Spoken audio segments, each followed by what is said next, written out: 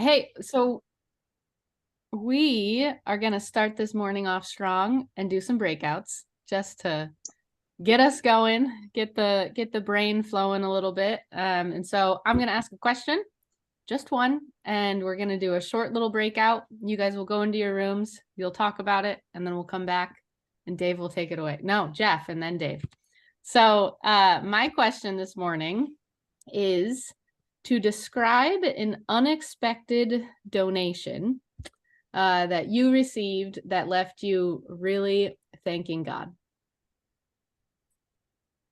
And I will put that in the chat and see you in a few minutes.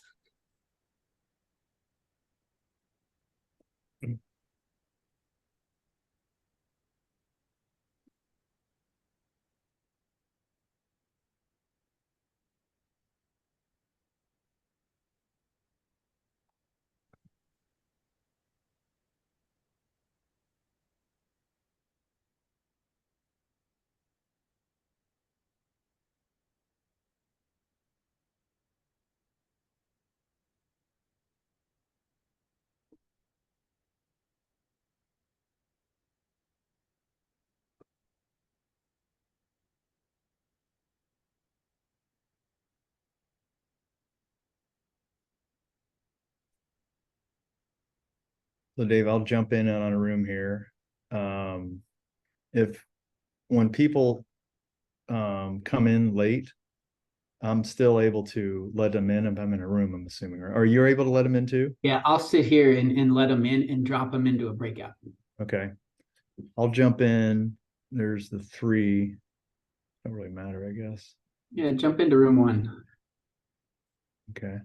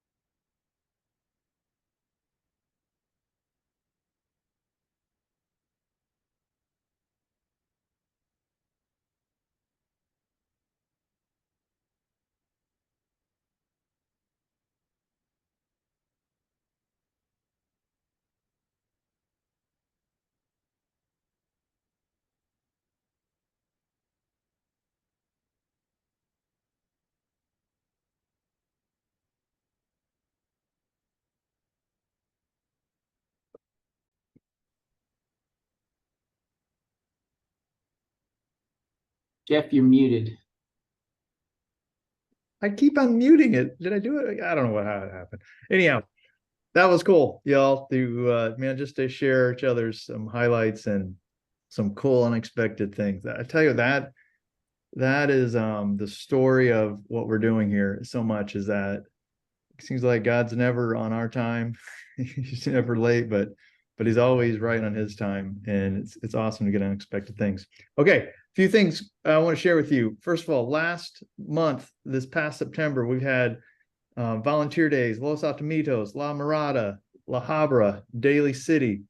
And then this coming weekend, well, certainly Florence, South Carolina has already started, but Colorado Springs, Laguna Beach, Madera, Snoqualmie Valley, Ventura, Orange, and Stockton. And then next weekend, New Braunfels and Riverside. The following weekend, October 21, Milpitas. And then November 4th, Irvine. We got a lot of cities that are going to be loving on their city here this fall. And so what we're going to do is next month, we're going to kind of celebrate our cities. We're going to hear from them, each one of these, hopefully, and hear some highlights, as well as just learn from them and to get ideas from them. And so that's going to be the whole focus of next month's call is we're going to do it in a big group and we're going to do it in smaller groups as well. Hey, this last month, y'all received an email from, or last week, you received an email from me just saying, hey, thank you, man. You guys are killing it. You're doing an awesome job in leading this volunteer movement in your cities. And together, we're making a huge difference together. October 31 is always our when the annual contract is due and when the annual donation is due. So just a heads up on that to get that in on time. All right, Dave, take it away. Sounds great. Today, we're going to talk about a topic that is mildly relevant to every nonprofit ever.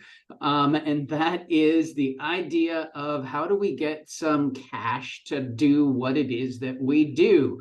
So everybody on the call needs to raise anywhere between $10 and $1 million. So that puts you squarely in the relevant category for what we're talking about today. And what we're going to do is learn from somebody who has a great deal of experience in this area and expertise in this area. So our friend Jerry Purdy has been at the fundraising game for a long time. And I know she's raised, we won't share a total figure. Instead, we're going to do this. We'll ask Jerry, what is the single largest donation you've ever raised? Let's find that out just to show everybody, yeah, you probably know what you're doing. Single largest donation I've ever raised would be a $150,000 partnership that was a matching partnership. So it was very specific in what we were going for. And it was really great because that individual wanted to make sure that other people were generous in their gifts as well. So it's always nice to have a matching gift. That is awesome. So hopefully that kind of helps you to see, oh, okay, she's got a thought or two on this particular thing. I've watched her. I've had the privilege of watching Jerry in action as she talks to people who are potential donors and invite them into a giving opportunity. So I think we can learn a ton from her. What we'll do is I'm going to ask a few questions of Jerry, and here's what I'm going to invite you all to do is if there is a specific question that you have as the conversation is going, would you write that down? And then you could even drop it into the chat, and then we can ask, just have you ask those questions of Jerry that are most helpful to you. So I'm going to ask that you, as you think about that, think about, hey, let's look for something that'll benefit the entire group. So I'm going to get us rolling here and say, Jerry, okay, how would you, we hear the term sponsor and we hear the term donor. How would you describe the difference between a sponsor and a donor? It's a great question. So when I think of sponsorship, I really think of an individual, organization, or business that is looking for a return on their money. So whether it is recognition, marketing, exposure, access to the people that you're surrounded with, or kind of just entering into your influence circle, that's how I categorize sponsor. I think you can also take sponsor and partnership, and they're two different things. So sponsors purely just want to give money for a transactional, whether it's an event and they want their name listed on it, they want more exposure. A partnership, kind of like what I described with that $150,000 donation, did involve a sponsorship. They did get recognition. But they really wanted to partner with us. They really wanted to make sure that we can make those dollars go further by having a matching gift, and we're invested in it. But I think when we get down to donor, it's someone that shares your passion for the mission, right? They feel like they are personally with you, arm in arm, and their way of giving and being part of the mission is through their dollars. So they want to know what's going on. They want to hear the stories. They want to hear the wins. They're kind of like your friend, right? So when we talk about fundraising, Dave, you've heard me say this before, it's a lot of friend raising. So it's not just about capturing dollars, but it's about capturing friends. Mm. Okay, so how would you describe the difference in the way that you would go about the ask of a sponsor compared to a donor? How do you position the ask differently? So a sponsorship is, again, it's kind of like that transactional. Hey, we would love your company or organization to be a part of this. You have either missional tenets that are within your organization that align with what we're doing, or it would be really great exposure for you. And you have marketing dollars that you have to spend, and we'd really love some of those marketing dollars to be with us. So, it would be more than probably a one touch. I lean into my network that's around me, whether it's my board or key volunteers or leaders, and ask who they are close with to make that warm contact, right? Whether it's sitting down for coffee or an email, and having a personal touch. And I don't say, hey, here's what I want you to donate. At the end, I say, it seems like you really love our mission. If you feel like this is something that you would like to be a part of, here's more information for you. I'd really love for you to think and pray about this. I'm going to follow up in a week with you. And if it's a no, that's okay. We still want you to be a part of this, whether you volunteer or you attend. But maybe this year is the year that you get engaged with a donation. And then a donor, it's a really long-term play, right? It is not you sit down the first time and present a package. It's really getting to know them. It may be a lot of your volunteers. So when you look at volunteers, and JJ was talking about, she had 550 volunteers. I did simple math. If you do $10 from each one of those volunteers, that's over $5,000, right? You love the mission so much, you're volunteering. You love the mission so much, will you take it to the next level? And will you give $10 so that we can do more, so that we can do 2 months of service versus 1 month of service? So it's just really positioning the message differently. And when the time is right. Lots of times we wait too long, or we don't want to ask because we're afraid of the word no. I don't think no is a bad thing. No means not right now, right? It doesn't mean no, never. It just means they're not ready for it right now. And never say they're no for them. So those are some tips and tricks that I have with donors. That's fantastic. Okay. Confession. Raising money and asking people for money makes me squirm. It makes me uncomfortable. Like, am I really going to ask somebody for cash? What advice can you give to address that discomfort of inviting people for money?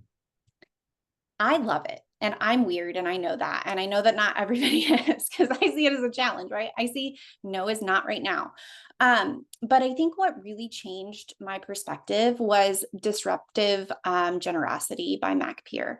And I love that book, and I read it every single year.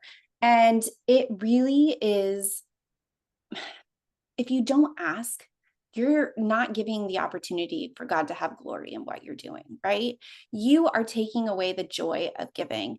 And there are people with resources that are looking for ways to be engaged, and they are just not informed. And you are the spokesperson for what you're doing.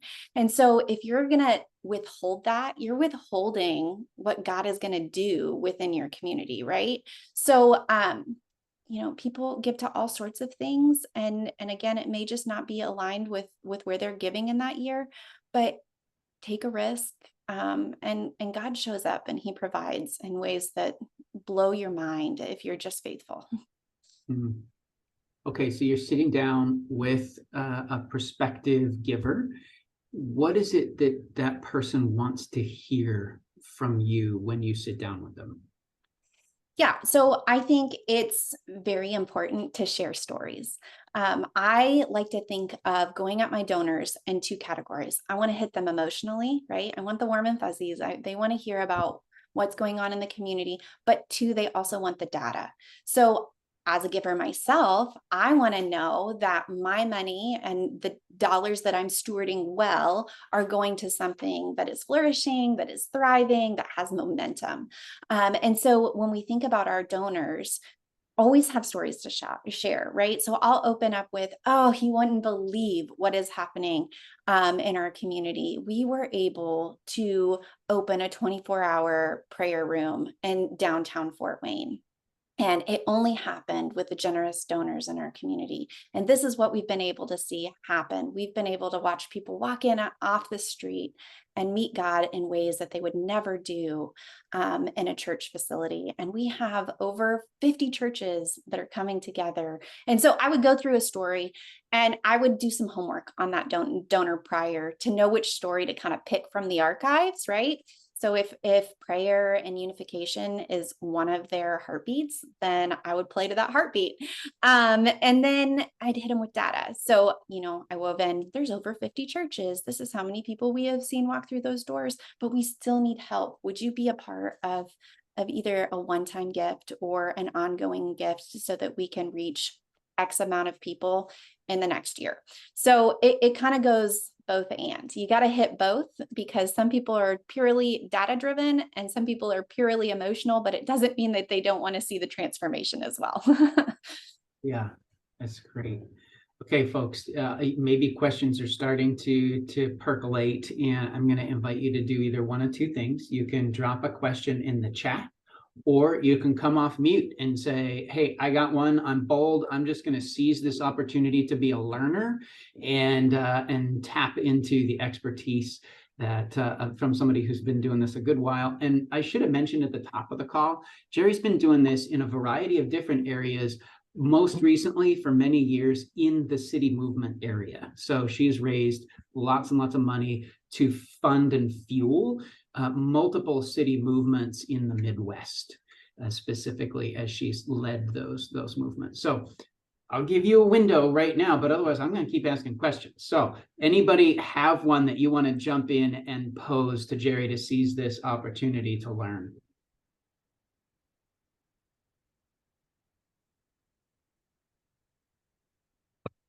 Great. Well, I'm gonna. How do you identify the right people to ask? Because there's some people that maybe are not in that donation type of a lane, but other people are. How do you figure out the right people? Yeah, I think it's knowing, it's going back to the basics of business. So I'm just gonna say this: nonprofits should run like businesses. All right. A faith-based nonprofit is a for-profit for Jesus. So it deserves a ton of excellence. And when you look at your nonprofit or you look at your audience, you know who your target is. Who are you going after? What is your mission field? Whether it's schools like Jeff was talking about earlier in the call, that Love Modesto is going back to School Connect, and they're kind of opening that chapter again. Okay, well, who in your community is engaged in schools? Well, families are, right? Businesses that have employees that have families are. So you just have to kind of go and back up emotionally and look at the big picture and say, okay, who am I serving? Who touches those that I serve? And would there be an opportunity for them to give? And individually is it's harder. Again, it's a long game. It is a lot of time. It's a lot of cups of coffee or tea or whatever your preference is, of meeting with people, sharing the vision, getting to know them, getting to know their heart and their passions. It's not as easy as like a Kickstarter. That gets you so far, just kind of doing a mass appeal.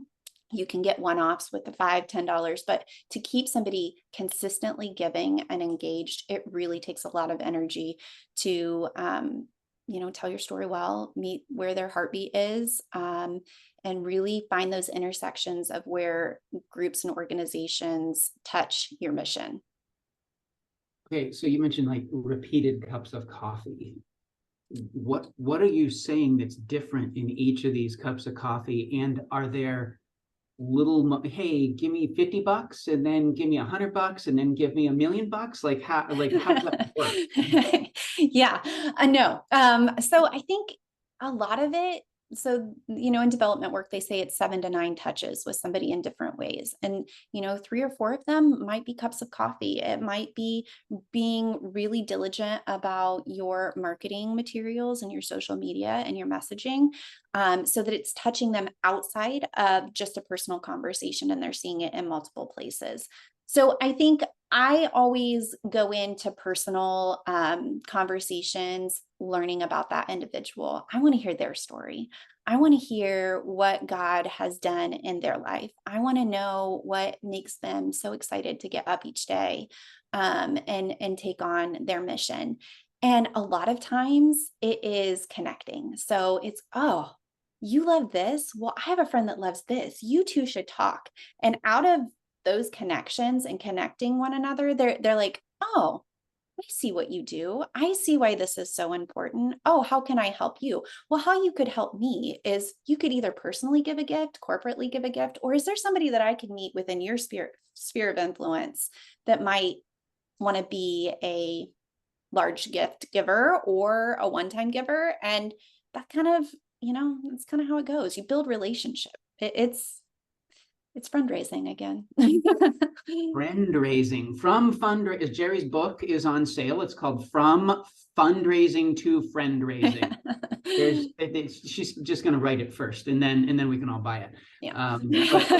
Friend raising. That sounds awesome. Okay. You mentioned a little bit earlier the idea of warm introductions. So people that are maybe part of your board or part of your relational circle, or that you are already investing in the ministry. What advice can you give to motivate others to make those warm introductions? Like, do they feel hesitant to do that? Or speak to how you motivate that circle of people. Yeah, I think if they feel hesitant to do that and they're on your board or they're an advisor, they may be the wrong people on your board or advisors. I'm just going to be very honest. Dave knows that I'm nothing but honest. If they're on your board or they're advisors or that close to your circle, if they don't have a bubbling over passion for what you're doing, you need to find new people to be around you in that circle. Because it should be a no-brainer that they're so excited to make connections. They're so excited to expand the circle, not just financially, but to draw people in to the mission, because it takes many hands, right? I love what Tracy says. It takes a village in a school. It takes a village no matter what, whether you're raising kids or you're in a church, it takes a village. It takes all of us. And so I just think giving them some parameters. So some maybe introverts, we were talking about this at the beginning of the call, right? I'm an extrovert. If you haven't figured that out yet, I have not met a stranger. But I love to give my boards and advisors kind of a template to say, hey, this might be how you could approach somebody if you don't feel comfortable.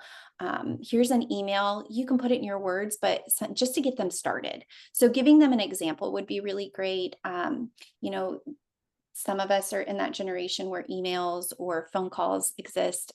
It also happens over text messages because I've had, younger people on my advisory boards. And so you have to be open to that. You have to be open to like the Facebook Messenger or the, Instagram message or the text message that introduces you to somebody, and follow up in the way that donor feels comfortable, not the way you feel comfortable. Well, we already established I don't feel comfortable, so it doesn't. Stretch yourself. Okay.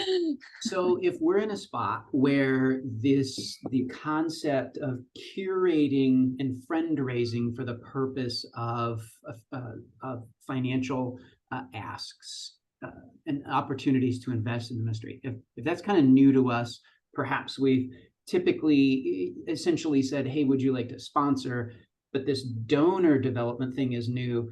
Would you rewind back to the very kind of that very first step that we might take? What encouragement could you give on that little first step or way to get started when we're thinking about friend raising? So what I do is I make a list of all of the people that I know. And I like to say exist one time. And the one time that I'm doing it, I make a list and then I start ranking. Okay, so I'll go the top 10 to 15 people who I think are ready to make a financial gift or are ready to go to the next level. And I will actively pursue those 10 to 15 individuals for a 6 to 8 week period of time. And then I kind of reassess, right? I've made the ask, I've made contact, I've reestablished a rhythm with them. And if they're good to go and great, I kind of mark them off. If they need more time, I kind of put them back on the list and come back to them in a 6 or 8 week period of time. So I think it's easier just to list out who you already know, right? And that's a great way to start with your boards and advisory teams as well. Who do you already know and where do we intersect, and who has this person on their list? Okay, if 4 of you do, who has the best relationship? Okay, that person, go after them, and invite me to coffee with you, right? So it's just figuring out what tools and names you already have on the list that you're just overlooking because you haven't taken the time to be intentional of writing them down. Yeah, that's good. Okay, gang, here's what's next. Is you have heard a bunch of ideas. I hope you took loads of notes. I'm going to give you right now 75 seconds to write down 3 potential action steps that you can take that are relevant to your specific context and the stage that your specific city engagements are in. So 75 seconds to write down 3 potential action steps based on what you just heard.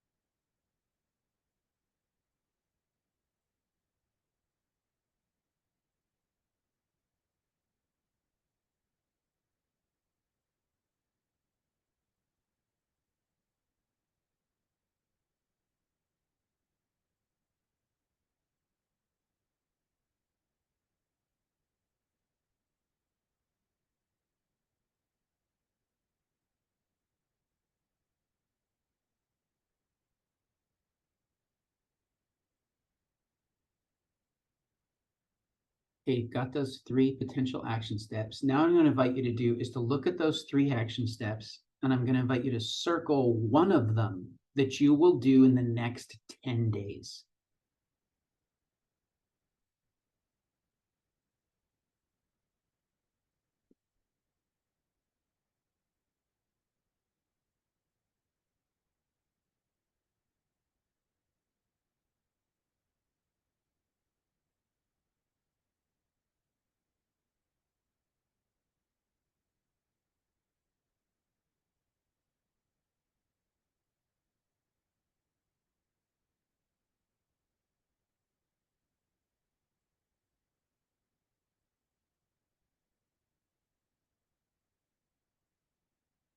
Okay, so you've got 3 action steps. You've got 1 you're going to take in the next 10 days.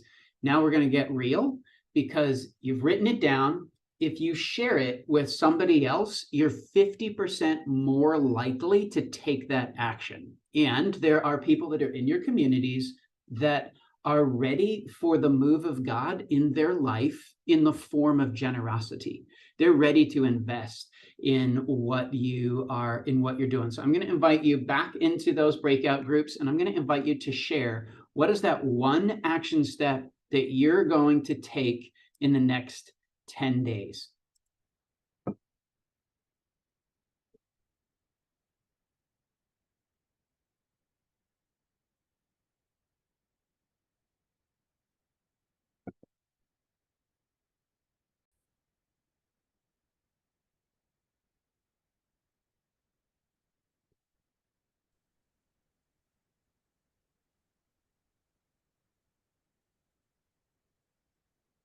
All right. Great. Welcome back, y'all. Hopefully you ripped off some of the ideas that your peers stated, and those are ones that you can put into play. And I would encourage you, if you haven't already done this, if there's somebody on the call that you see as an opportunity, would you an opportunity to be a resource? Private chat them right now and say, give me your email address if you don't have it already, or can I reach out to you? Because this call is filled with incredible leaders who are gold mines for information, ideas, and inspiration. Anytime I interact with any of you, it is an inspirational moment for me. So, Jeff, would you share a final thought or two and pray us out? Yeah. Well, first of all, I just want to say thank you, Jerry. Really, really appreciate you and just your wisdom, your experience, your insights, and the joy in which you share. I mean, it's super engaging.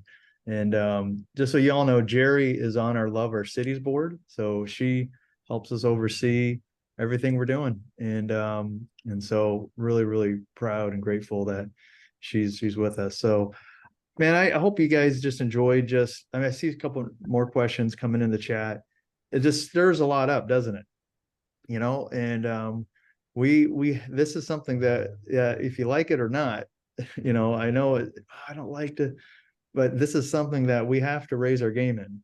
And I'm telling you, when I started, you know, 9 years ago, I never had to ask for money before. And man, it was super hard and it was super depressing at times. And it wasn't so much the no's that depressed me, it was the no answers. The no answers that just kind of like dangling. But somehow, I don't know, God just did a work in me of just saying, hey, this isn't about you, it's about me. You don't need everyone to say yes. You just need a couple of yeses. That's all you need.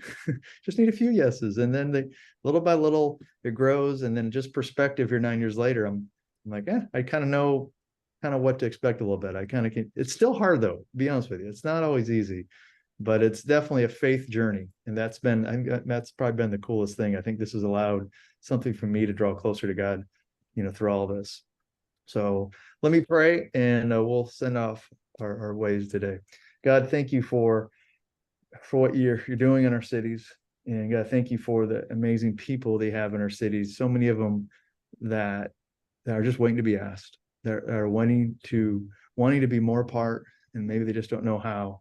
And again, maybe it's it's volunteering, maybe it's getting involved that way, maybe it's giving, maybe it's both.